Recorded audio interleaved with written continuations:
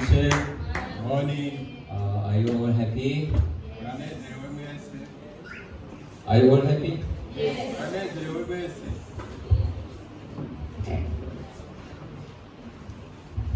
Yeah, so I'm so thankful to see our brethren today.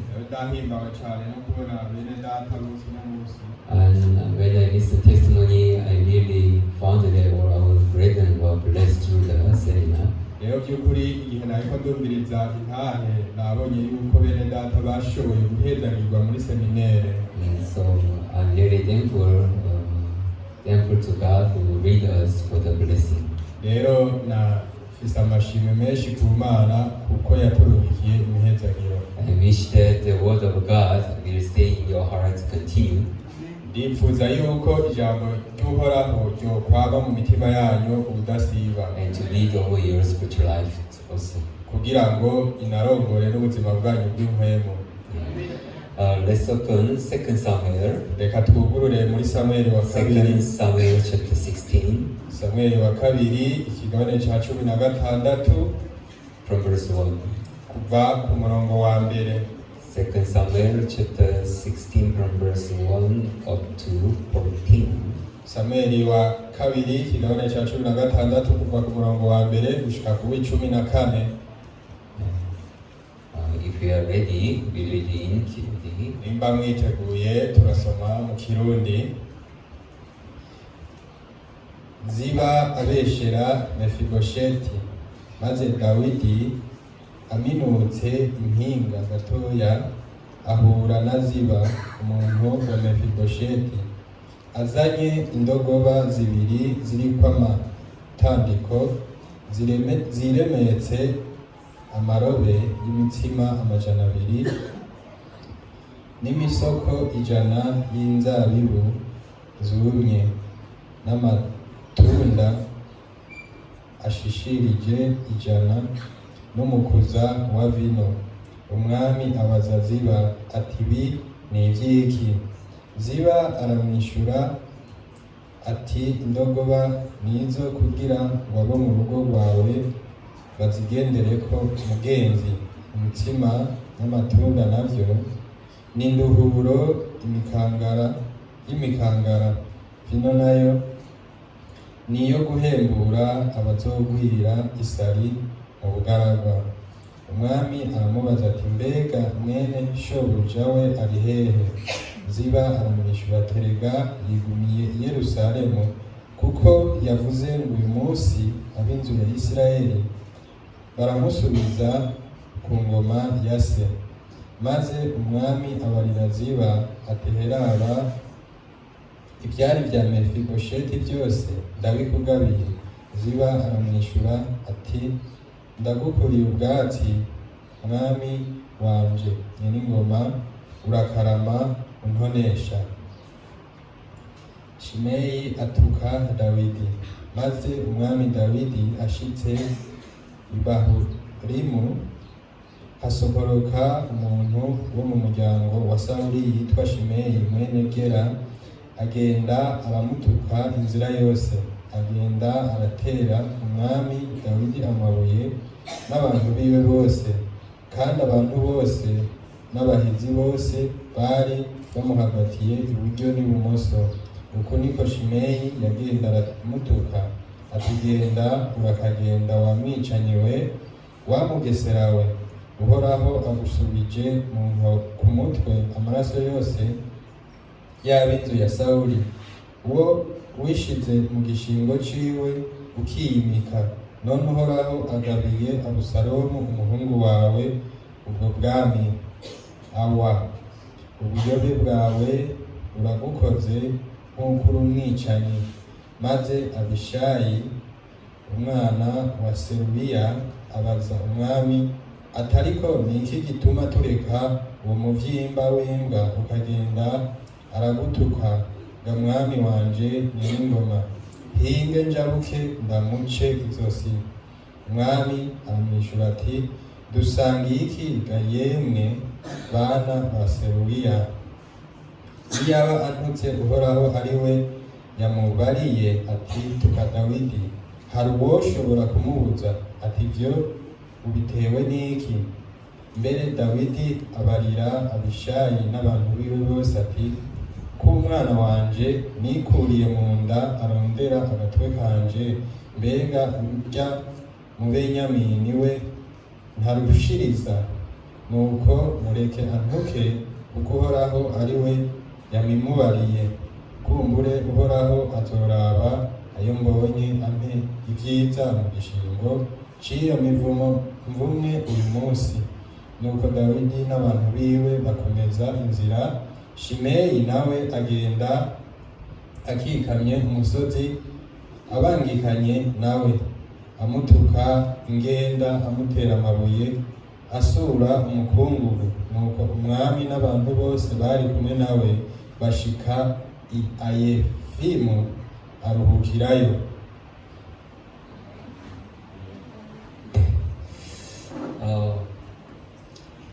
This week, last week, my heart was somehow thankful toward God. Rero muri iyi ndwi iheze umutima wanje wari wuzuye amashimwe cyane ku bw'Imana, Because of the faithfulness of God, kubera amashimwe y'Uhoraho, and because of the love that He has for us. no kubera urukundo imfitiye. So no matter how my spirit is weak, Ntaco bivuze uko noba ndi umunyantege nke, no matter how many problems that I have, ntaco bivuze ingorane izo arizo zose noba mfise, as long as I'm together with God, igihe cose nkiri kumwe n'Imana, He's the one that who can lead over my life. niyo izorongora ubuzima bwanje. So while I'm thinking about the heart of God, the love of God toward me, Rero iyo ndiko ndiyumvira umutima w'Imana n'urukundo rwayo kuri jewe, really I feel so thankful toward Him. rero mba numva nuzuye amashimwe cyane ku bwayo. When God lead Israel people, Igihe Imana yarongora Abanyisirayeli, there was one thing that which God told them. hariho ikintu kimwe yababariye. There are so many things God told them, but among things which He told, Hariho ibintu byinshi Imana yababwiye, ariko muri ibyo bintu byinshi yababwiye, there is one thing that which God told them not to do seriously. hariho kimwe muri byo yari yababujije gukora bishimitse. Though other things can be accepted, but there are one thing that which they should not do. Naho hariho ibindi bintu byari gushobora kwemerwa gukorwa, ariko hariho ikintu kimwe batategerezwa gukora. Though other things can be forgiven, Naho ibindi byose byari but guharirwa, there is one thing that which they cannot be forgiven. hariho ikintu kimwe kitashobora guharirwa. Do you know what is that? Murakizi?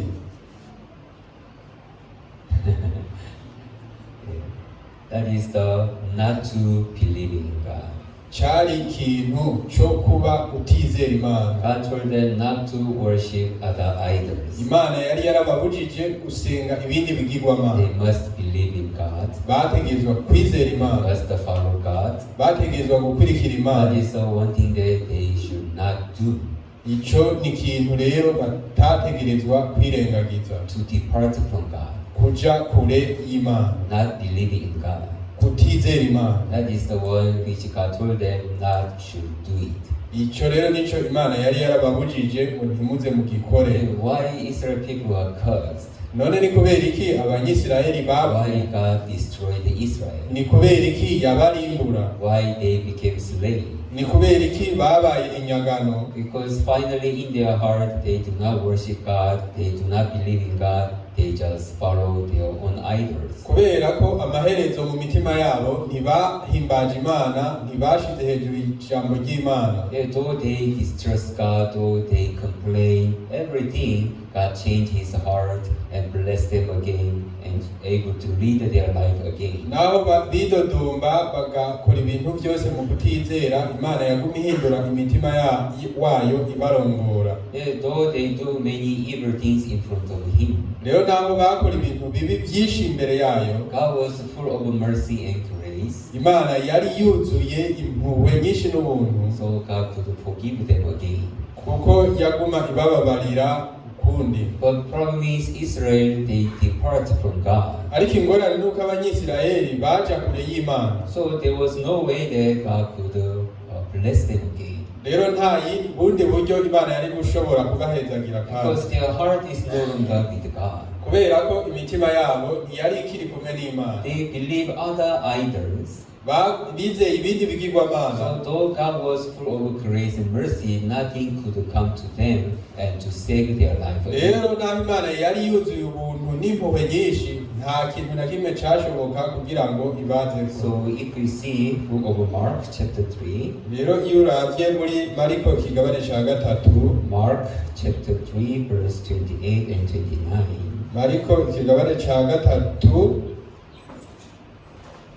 Mark chapter 3 verse 28 and 29 say, Mariko kigabane ca gatatu kuva ku murongo wa 26 surely I say to you, all sin will be forgiven the sons of men. Mark 3 verse 28.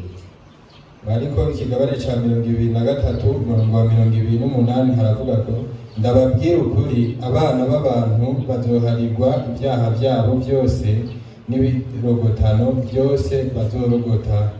Yes, he said all sins will be forgiven the Son of Man. Yavuze ati ibi byaha byabo byose bazobiharirwa n'ibirogotano byabo. But verse 29 say, ariko umurongo wa 29 haravuga ngo but he who blasphemes against the Holy Spirit never has forgiveness. ariko umuntu wese azorogota kuri Mwpemu yera ntaho azoharirwa kandi azoba akoze icyaha cy'ibihe bidashira. The one who against the Holy Spirit. Umuntu wese azorogota kuri Mwpemu yera. Yeah, that is the heart of God. Uwo ni wo mutima And w'Imana. God is able to forgive every single sin in this world. Imana rero irashobora guharira icyaha icyo ari cyo cyose muri iyi si. But one thing that which God is not able to forgive is not to believe in God. ariko ikintu idashobora guharira umuntu atayizera.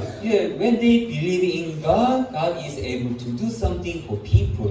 Rero iyo umuntu ayizera, Imana irashobora gukora ikintu kubwiwe. Though they are dirty, though they are foolish, though they are so evil.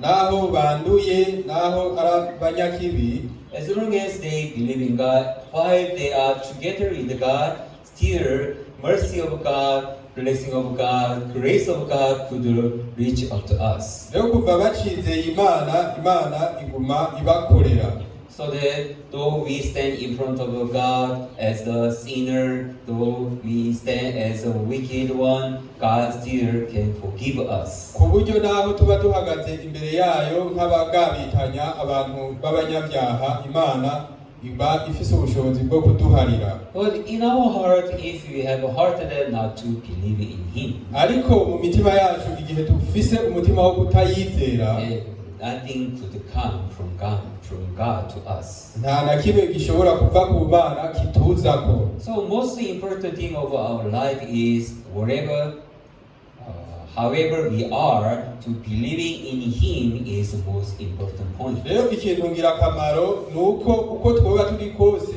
kuyizera nico kintu gihambaye. Why is it very important point? kubera ko arico gihambaye cyane kuri iyo. Because God, He likes to have relationship with men. kubera ko Imana irahimbawe cyane no kugiranira imigenderanire. Salvation is not just to save us, kuducungura sagakiza byonyene, but to make a connection with God ariko ni ugufatana n'Imana and to share heart together, no gusangira imitima, so that men love God and God loves men. kugira ngo umuntu akunde Imana n'Imana ikunde umuntu, So heart can connect and flow one another. kugira ngo n'imitima itemberanire. It is the most important point of our spiritual life. ako ubwo nibwo ruhande cyane rukomeye mu buzima bwacu bw'impwemu. So God, He likes to have a sharing together with us. Rero Imana irahimbagwa cyane na kuno gusangira God is natwe. so happy when men's hearts are flowing with God together. Imana iranezerwa cyane igihe imitima y'abantu itembera mu wayo. The only which God cannot endure is man stands alone and to do everything by themselves. ikintu Imana idashobora kwihanganira n'umuntu guhagarara ku ruhande rwiwe ataca gihuriyeko nayo.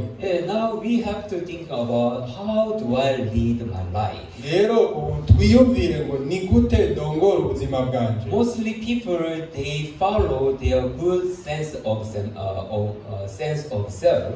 Rero abantu benshi barabaho bivanye n'ukuntu biyumva neza. So whenever we are facing any challenge or trial and difficulties, igihe icyaco cyose turi mu bihe byo guhangana n'ibihe bigoye, mostly it's my senses who decided what to do. kenshi usanga inyiyumvo zanje arizo zifata ingingo y'icyo ngiye gukora. My own senses which come from my own experience. Inyiyumvo zanje zivanye n'uburambe mfise bw'ibyo nabonye. And the sense which came from understanding of the world. Ndetse inyiyumvo zanje zijanye n'ukuntu ntahura iby'isi. So mostly people they have a heart there to read themselves to go to the way of good which is good in their eyes. Rero abantu benshi usanga bafise ino nyiyumvo yo kujana n'inzira y'ukuntu babona ibintu byiza mu buzima bwabo. So when they have a certain problem, they think what is better for me, which can bring a good thing for me. That is how they are going to decide it. Rero iyo bagize ibihe bigoye baca batangura kwiyumvira ingene bufata ingingo bivanye n'ukuntu biyumva mu buryo bwiza.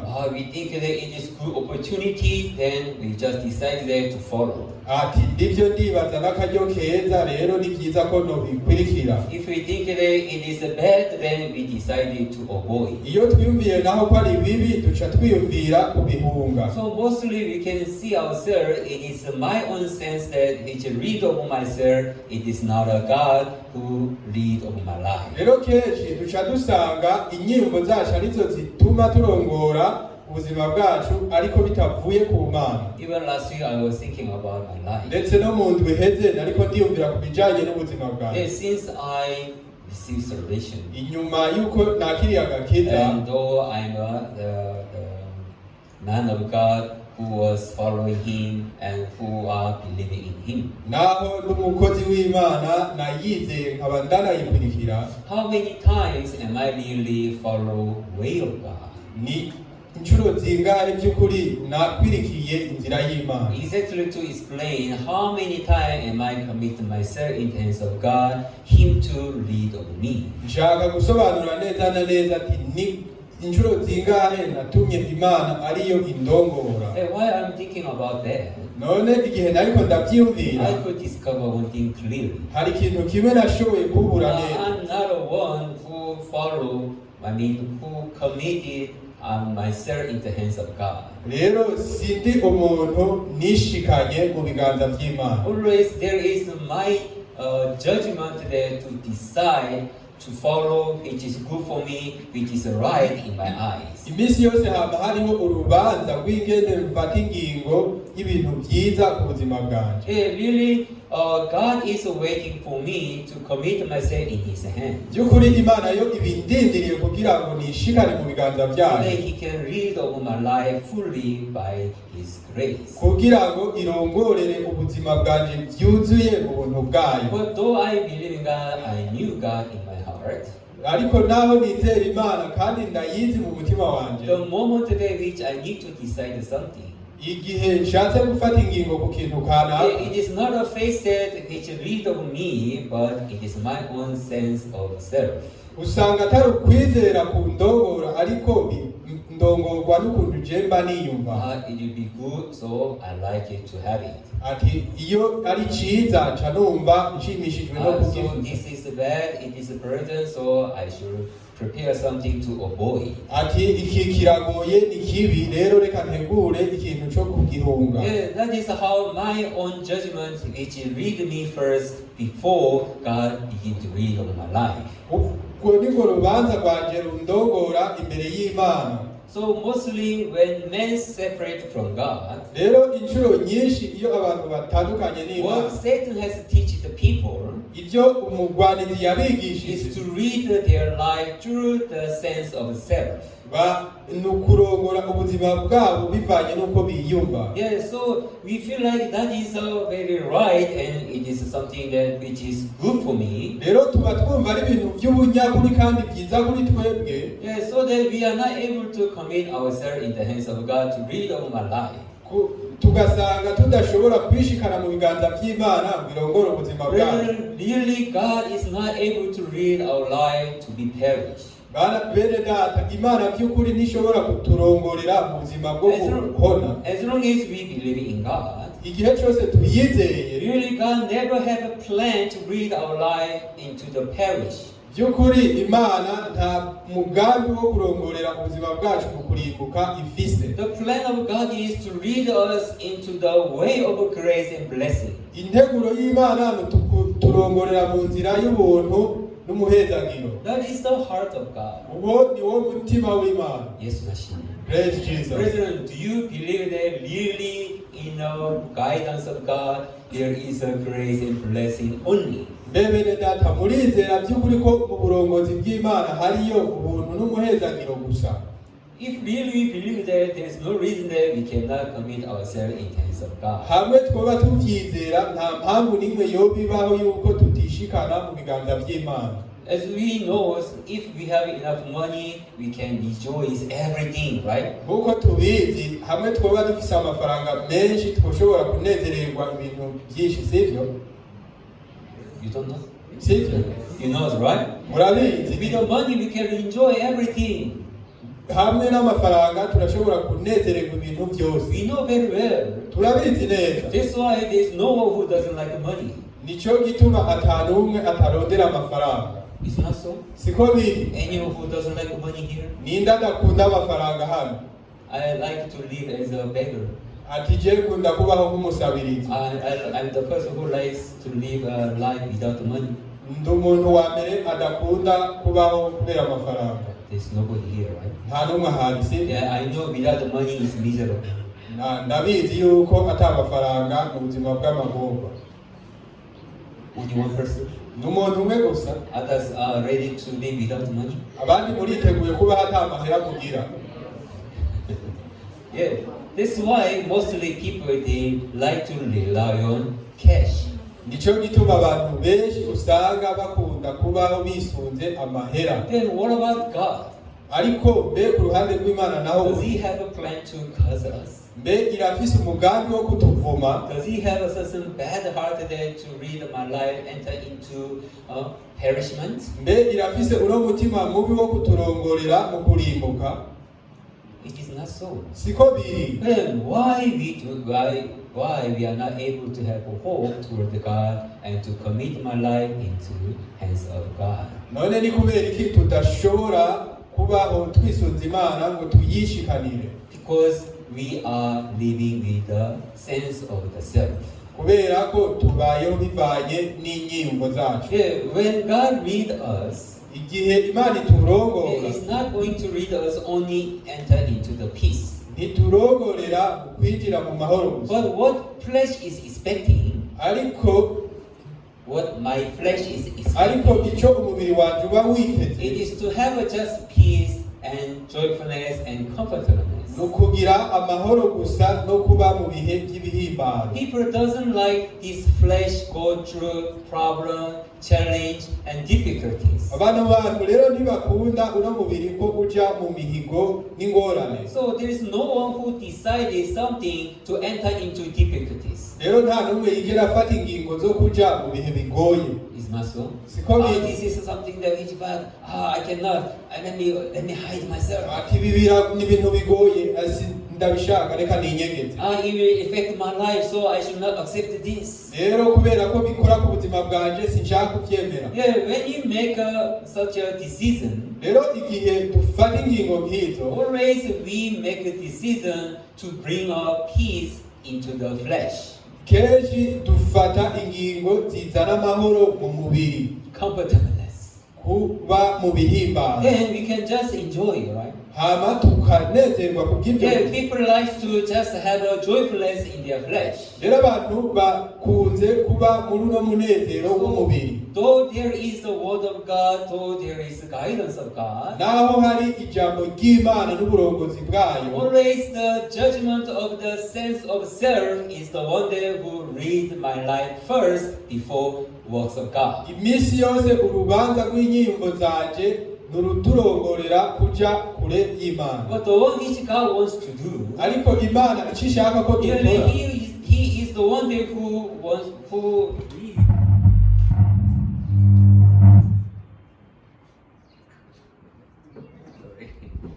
He is the one that who wants to read of our life. niyo ishaka kuba umurongozi w'ubuzima bwacu. So that He is the one that who wants to become our master there to read of our life. kugira ngo ibe ariyo iba umwami wacu arongora ubuzima. Then for God to read of our life, we must believe in God so that we are able to commit ourselves in the hands of God. kandi kugira ngo Imana irongore ubuzima bwacu nuko dutegerezwa kuyishikana mu biganza. So it seems like it is the things which is bad, but we are able to endure till God is working for me.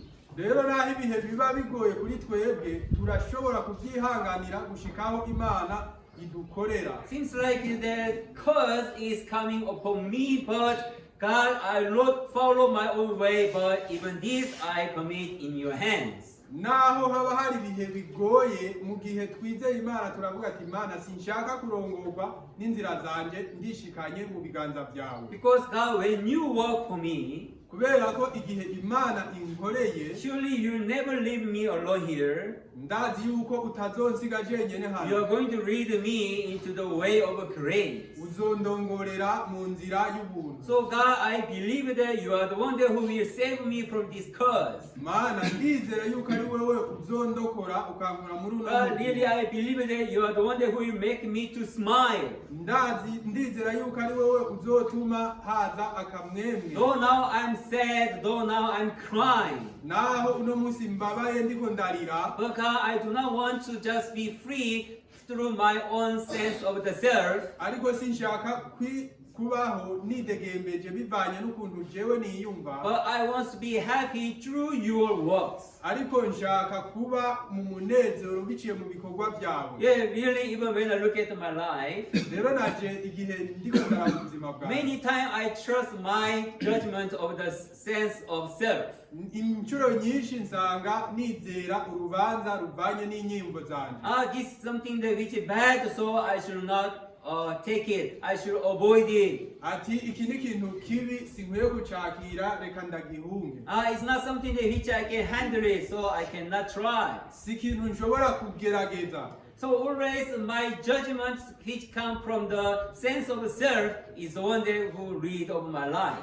rero inshuro nyinshi usanga urubanza ruvuye mu nyiyumvo zanje ariko rurongora ubuzima In bwanjye. that moment, God is not able to do anything in my life. icyo gihe rero Imana nta kintu na kimwe ishobora gukora mu buzima So bwanjye. that's really, I feel like God is asking me, rero nca numva umenga Imana iriko irambaza yeah, now who is lead of your life? ati ubu ninde ariko arongora ubuzima bwawe. Though you say you believe me, naho wavuze ngo is uranyizeye, you who lead over yourself, or really is me who lead over your life? mbe niwe wirongora canke nije ndongora ubuzima bwawe. Yes, that's how I was thinking of God inside my heart. uko rero niko nariko ndiyumvira ku bijanye n'Imana mu buzima bwanjye. Yeah, God, up to now, ati Mana gushika ubu, though I was say that it is I love you, I believe in you. naho nahora mvuga ngo ndakwizera ndanagukunda, In a very important moment there which I have to decide or which I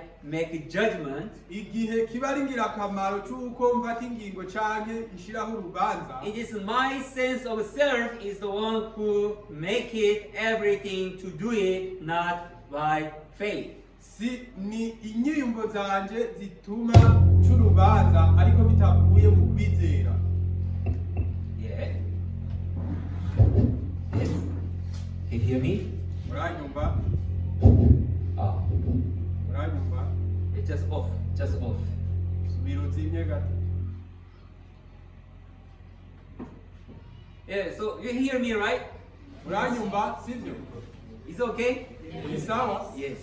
So in our spiritual life now, most important thing is to have a sense of a spirit.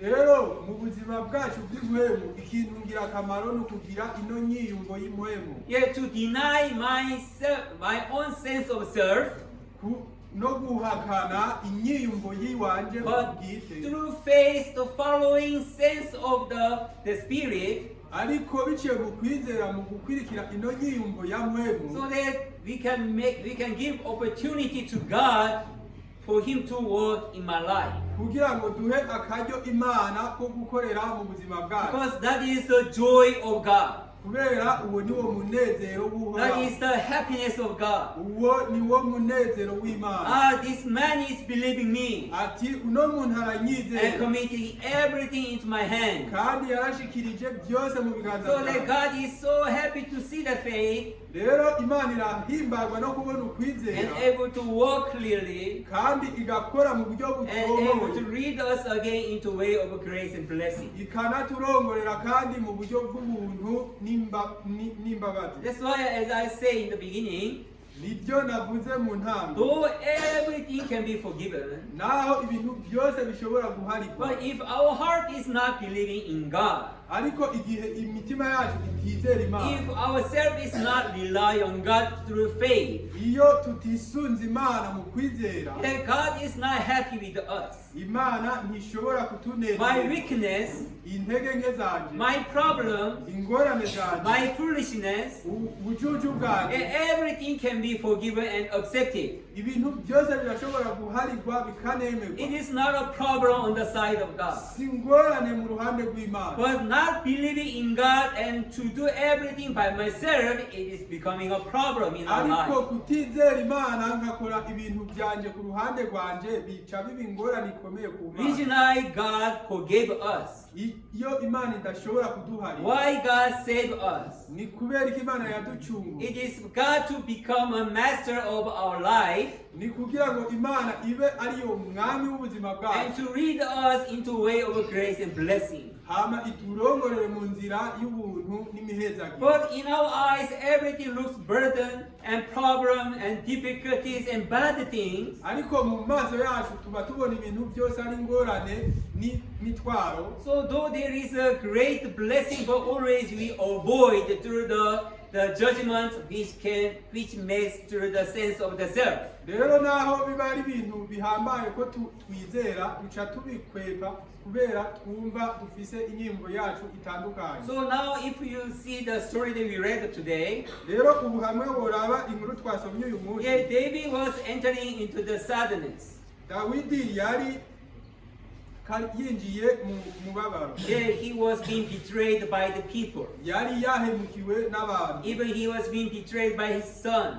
ndetse aranahemukirwa n'umuhungu wiwe. Now he lost the position of the king. Ico gihe araratakaza n'ingoma. Really his situation is so sad, even he is not able to endure it. rero mu by'ukuri ibihe byiwe byari bibabaje ku buryo ataragishoboye no kubyihanganira. So he became a person who ran away from the Israel. Nico gituma yaciye ahunga mu Banyisirayeli. That time Shimei has appeared in front of the David. Ico gihe rero Shimeyi yaraje mu maso yiwe, And Shimei began to curse the David. hama atangura kumuvuma. And the moment, in this moment, if David is the one who lived by his own sense of the self, rero muri ico gihe iyo Dawidi aza kuba ari umuntu abayeho bivanye n'inyimvo ziwe, really when he listen bad word, he feel very bad. by'ukuri iyo yumvise amajambo mabi yari kumva ababaye cyane. Is there anyone who likes to hear the bad things? mbe hari umuntu muri mwebwe yoba akunda kumva ibintu bibi? Is there anyone who like to listen someone to curse you? mbe hari umuntu muri mwebwe yoba anezerwa no kumva umuntu ariko aramuvuma?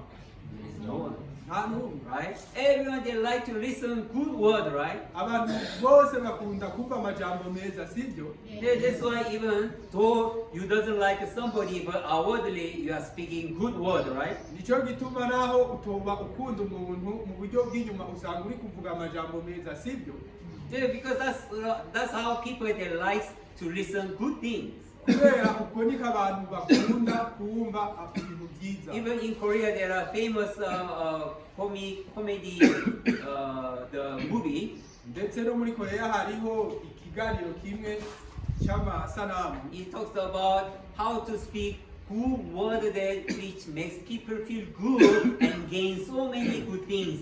Bigisha ingene abantu bashobora kuvuga amajambo meza bigatuma baronka ibintu byiza byinshi. The purpose is to speak good word is to gain good things from the person. Intumbero yabyo kuvuga amajambo meza ngo nukugira ngo uronke ibintu byiza ku bandi bantu. You are good at this. Ati urashoboye ibi. You are great. Urahambaye. You are very smart. Uri umunyabwenge. You are the best one for this. Uri umuntu wa mbere muri ibi. When people hear that, they are feel proud of themselves. Rero iyo abantu bumva bino baca bumva bishize hejuru bishimye. So they are doing. Ko bariko barabikora. You know, I don't know whether I should reveal this secret for the men. Sinzi yuko nkwiye kubwira rino banga abantu. Men are very weak at good boys.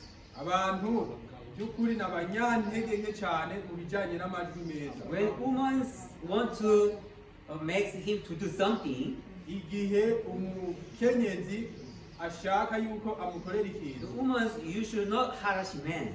umukenyezi nta bisaba kwa mutazi umugabo. Woman, you should speak good words to encourage men's heart. Uvuga neza gusa kugira ngo tume umugabo agira inkomezi. When men listen certain voice which is being harassed, iyo umugabo yumvise ijwi risa nko kumuhata, they feel so bad. baca bumva bababaye.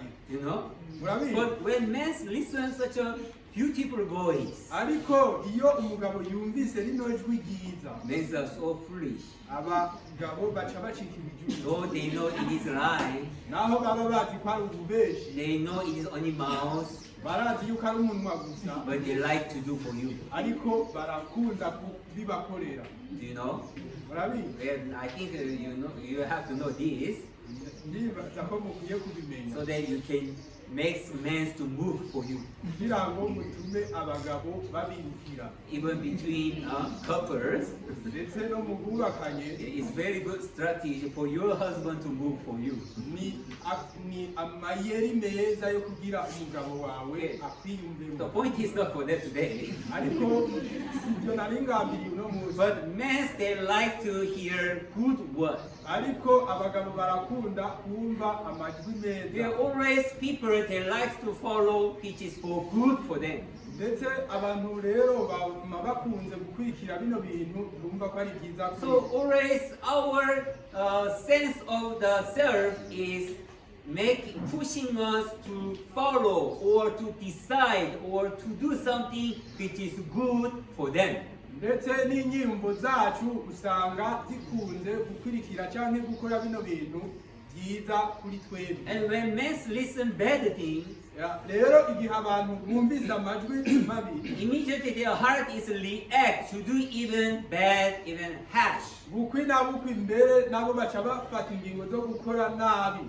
So though David is now being betrayed and he is in sadness, Ndetse rero na Dawidi kino gihe naho yari yumva yagambaniwe kandi yumva amajambo mabi, when he hears such a bad voice, igihe yumva ajya amajwi mabi, even he feels very bad. nawe nyene yari yumvise nabi. Even David has the power to against the person. Ndetse yari afise n'ubushobozi bwo kurwanya uyu muntu. So the time Abisai is the one who asking King David, Ariko ico gihe Abishayi niwe yabajije umwami Dawidi, hey, you dismay, ati urabona ujya Shimeyi, how can you curse the King David? ni gute ushobora kuvuma umwami King, Dawidi? please you allow me Ati mwami ndagusabye unyemerere so that I can go and kill Dismay. kugira ngo nze kumukura kizosi. Yeah, even not 2 times, even at once, I can just kill.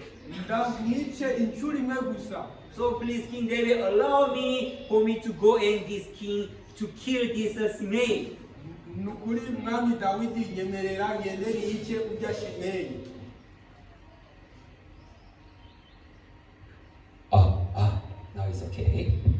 Yeah. So the time, what David was saying, ariko ico gihe niki Dawidi yavuze hey, I have nothing to do with you. ati niki mpuriyeko na wewe Leave him. mureke It is God makes him to curse me. ni Imana yamwemereye kumvuma But through this, God will remember me, ariko biciye mwibi Imana and izonyibuka He will lead me again to way of grace. hama indongorere mu nzira kandi And again, He will lead me to come again Israel as king.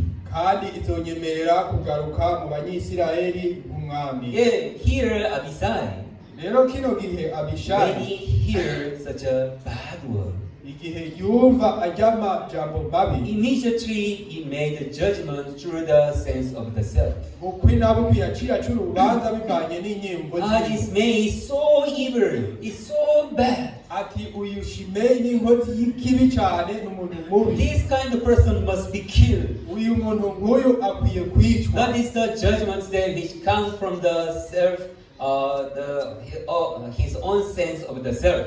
uko rero nibwo rubanza rwaciye ruva ubwo nyene mu nyimbo That's ziwe how even in our life that is what is happening.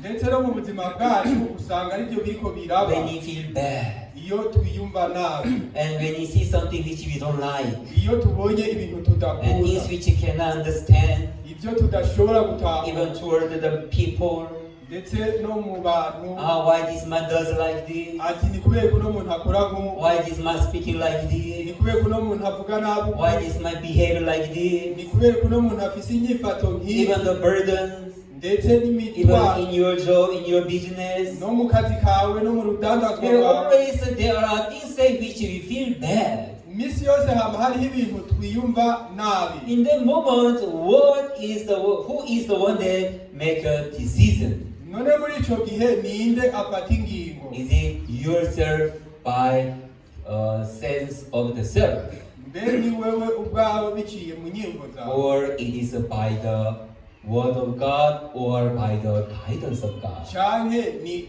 Imana biciye mu burongozi bwayo n'ijambo ryayo It is bad, but God, if you are with me, you will change me these things to the happiness. Imana ni bibi ariko hamwe uri kumwe nanje ibi uzobihindura umunezero Yes, God, in my eyes, seems like it is very right for me to decide like this and to follow.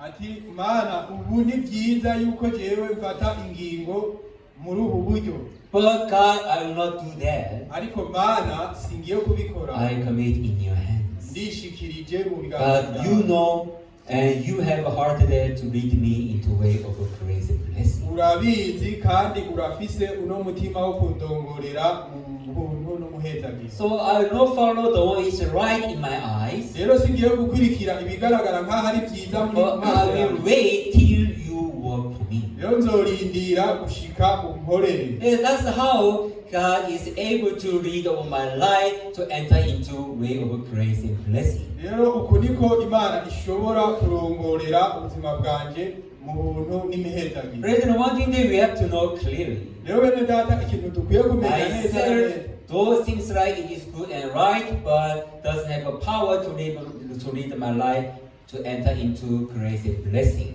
unyimbo zanje nubwo zibone kumenga ni nziza ntibifise buno bushobozi bwo kundongorera mu buntu n'imihezagizo It is only God who is able to lead myself to enter into grace and blessing. ni Imana yonyene ishobora kundongorera mu buntu n'imihezagizo Yeah, I remember one testimony. ndibuka intaha imwe There is one missionary who went to Liberia for the short missionary program. hariho umumisionari umwe yari yagiye mu gikorwa cy'ubumisionari cy'ikiringo gitoyi muri Liberia And he was being stung by scorpions. hama arakomogwa na scorpion While in the night, while he was sleeping, mu ijoro rero igihe yari aryamye he felt pain seriously on his leg. yumvise uburibwe cyane bwinshi mu kuguru So he didn't know what is that. ntiyarazi ibyo ari byo So he just fall asleep again. yabandanije aryama And following day morning, hama mu gatondo bukeye around the lunch hour, mu masaha yo gufungura while he was going to the toilet, igihe yari agiye ku kazu ka sugumwe he just fall down. yaciye agwa Everyone was shocked. abantu bose Hey baratangaye brother, what's wrong with you? ati mwene data Hey, n'ibiki wake up. byuka They found that his eyes is turning up. bari basha basanga amaso yiwe ari kanguga He lose all strength. yari yataye ingufu zose He's not breathing. atagihema Even he just urinating. yariko ariko yorako. You know, when men die, they lose all power and muscle. Murazi iyo umuntu apfuye aratakaza ingufu zose. So they urinate, you know. They urinate. Rero barashobora kwikoyorako. So that's how he was. Uko niko byari bimeze. Everyone found that he's dying. Buri wese yabona ko Everyone knows that he's really dying. byukuri umwe wese yabona yuko yapfuye. Everyone entered into sadness. Abantu bose bari binjiye mu mubabaro. He's dying. Apfuye. So they call a taxi. Rero baciye bahamagara They are sending him to the hospital. baca bamurungika kw'ivuriro. Hey brother, wake up. Ati mwene data vyuka. So they begin to beat hard. Baca batangura. Hey, you should breathe. Baca batangura kumupompa ati hema. That's how very serious. Uko niko babikora. And finally, they went to the hospital. Amaherezo baragiye kwa muganga. And hospital say it's too late.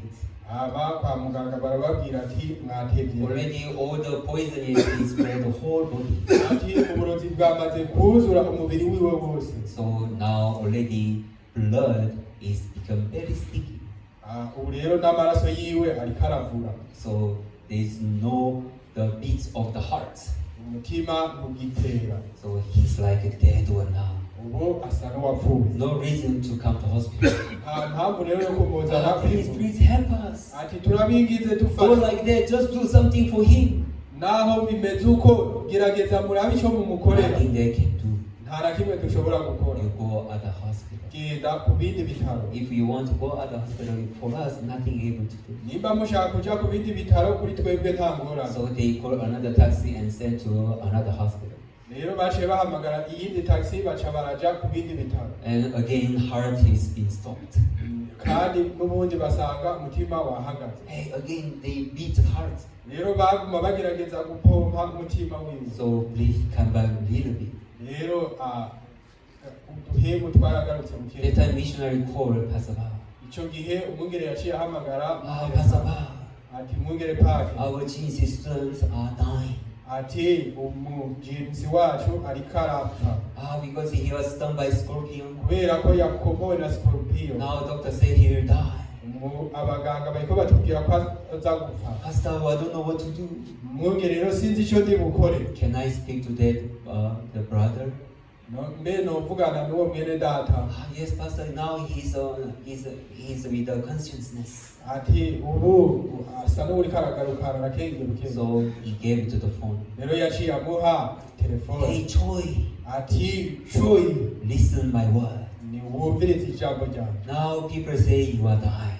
Ubu abantu bariko bavuga ko ugiye gupfa. But in the morning when I read the Bible, Ariko mu gatondo igihe nasoma Bibiliya. Bible say those who wait upon the Lord shall renew the strength. Ariko Bibiliya ivuga yuko abizigiye uhoraho bazokwibura mu nkomezi z'ijana. So you wait upon the Lord, Rero mwene data Choi ni wite guhoraho. and God will renew your strength. Hama Imana izakubura mu nkomezi z'ijana. Yes, Pastor. Atego mwungere. Okay, bye. Ati rero bayi Okay, see you again. tuzosubira. That's how I hang off the phone. Uko niko bakuvye telefone. And then what happened? None haciye habiki. He fall asleep. Yaciye aryama. Arasinzira. Arasinzira gose. Yes. That's how he slept very well. Uko niko yasinziriye cyane. And the following day, Mu munsi wakurikiye he wake up. aravyuka. He was not dying. Yari yapfuye. He survived. Yari akiri muzima. Every sense was saying like this. Ibintu byose byari nk'uko. No hope. Nta byizigiro. He's dying. Ariko arapfa. Surely die. Atigizwa gupfa. Already 3 times heart has been stopped. inshuro zitatu basanga umutima we wahagaze. All people say he's the dead one. Abantu bose bavuga ati uyu n'umupfu. Even that brother was testifying like that. Ndetse nawe nyene ariko arashinga intahe ngo That time he felt that he's dying. ico gihe yarumva yuko yapfuye. So he was one wish that he left with. Rero hari icyifuzo kimwe gusa yari asigaye. Before I die, Ati mbere yuko mpfa I want to see my father nshaka kubona data and I want to hug my father. hama ndamugumbi After that, I will die. hama nyuma yaho nshaka. That's how his heart was. Uko niko umutima we wari umeze. But Ariko he denied his own sense of the self. yarase zino nyiyumvo ziwe. And he received a sense of the spirit. Hama yakira inyiyumvo nyamwene. The way of the Lord Ati uwiteze uhoraho shall renew the strength. azokwiyura mu nkomezi The z'ijuru. moment that he changed of the sense, Igihe rero yahindura the inyiyumvo, moment that he changed of the judgments, igihe yahindura ibijyanye n'urubanza, really God was able to read over his life by'ukuri Imana yarashoboye kurongora ubuzima bwiwe, and able to read him enter into grace and blessing in his life. irashobora no kumurongorera mu kwinjira mu buntu n'akaruhuko. Brethren, we should remember one thing Bene clearly. data dutegerezwa kwibuka As long as we believe in God, igihe cyose twizeye Imana, God cannot lead us in the way of perishment. Imana ntishobora kuturongorera mu nzira yo kurimbuka. Though it is troubles, difficulties, and challenge in our eyes, Naho biba ari ingorane n'ibihe bigoye mu buzima bwacu, once commit ourselves in the hands of God to faith, igihe cyacu cyose twishikanye mu biganza by'Imana, everything that whatever we are facing in my life, ibintu ibyo ari byo byose duhanganye nabyo mu buzima, God will change everything to us for the grace and for the blessing. Imana izobihindura byose ku bwacu muhezagiro n'amashimwe. So whatever it is in your life, Ibyo ari byo byose mu buzima bwanyu, do not make a decision by yourself. ntimufate ingingo ubwanyu, Do not follow the judgments which come from the sense of yourself. ntimufate ingingo zivuye mu rubanza ruvuye mu nyiyumvo zanyu. Though it is something like serious and he just be hurried to decide something, Naho biboneka nk'ibintu bishimitse ku buryo ari byo kwihutirwa ngo ufate ingingo, do not follow your own senses, ntukurikire inyiyumvo do zawe, not follow your right judgments, ntukurikire urubanza rwawe rwiza, but wait upon the Lord.